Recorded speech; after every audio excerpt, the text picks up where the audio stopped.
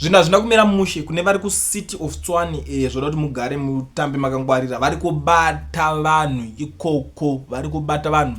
Timu mujozo, ngwarirai timu rangu ndo iripo. Endai munotarisa city of Tshwane vari kubva vatobudisa maupdates acho vega vanhu vacho on X ipapa.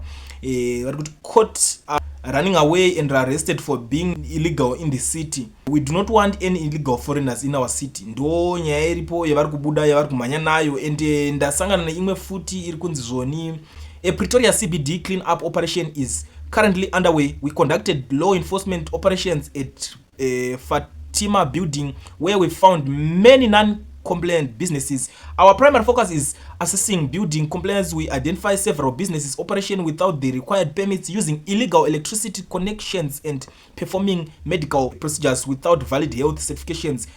Consequently, these businesses have been shut down. And vari kubva vabata futi nevanhu vanenge vasina mapepa akakwana, vanenge vari ma-illegal immigrants. So guys, you have to be very careful wherever you are, especially kana muri kucity of Tshwane vari kuita operation. Ndatopedza nemi umwe akaudzwa hondo nemurwere wepfungwa akati chi ezvo munhu chaona anoshava kana hanya nevana vane vafira kuno kana kumunzwa aiti sori. Pandakangoona kuti musoro waMnangagwa haushandi pakatorwa vanhu nemvura kuchipinge uko, sho ungatakura sofa kundogara pasofa, kuisa sofa muherikopta, kuenda kwafiwa kumariro kundogara pasofa, paona vanhu vari kuchema, misodzi ichiyerera, munhu akatorerwa mhuri yose, dzinza rose rakakukurwa rakaenda, munhu wakaenda nesofa kundotaura akagara pasofa kutadza kurwadzikana kuti kune vamhuri yatorova yatongokukurwa nemvura isingazikamwi kuti iripi.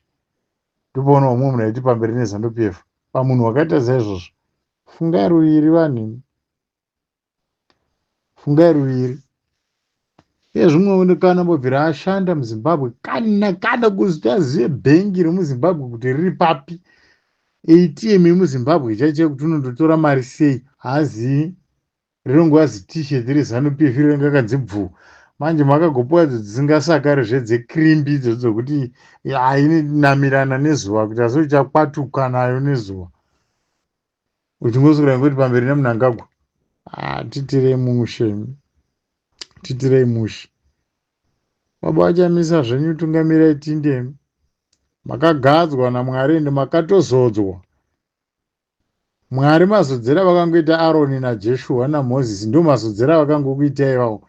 Tinotobuda pana Farao ende tinobuda pana Farao nyangwe zvorema sei pana Farao tinotobuda. Tinobuda. Izvo vanhu vanofira muno muSouth Africa vakawanda, munorwadza muno muSouth Africa munofiwa. Izvi vanhu vafira mugodhi wava 22 vose imhuri ngani dzarasikirwa chete neupenyu. Ungoona kuti mumwe munhu aiti kwai 2013 ndiripo, uripo pai? Uri pai? Unoona sokuti pamba pako kai kana uriko kumba kwako hatina basa newe, kwete papo unotaura ipapo. Upote uchibetsera varakashi vako vanoshaka namapendi. Unosvika pakukecha mumasvingo momo, ukoniwa kubhadhara hure. Wotondoba futi mumba mehure momo.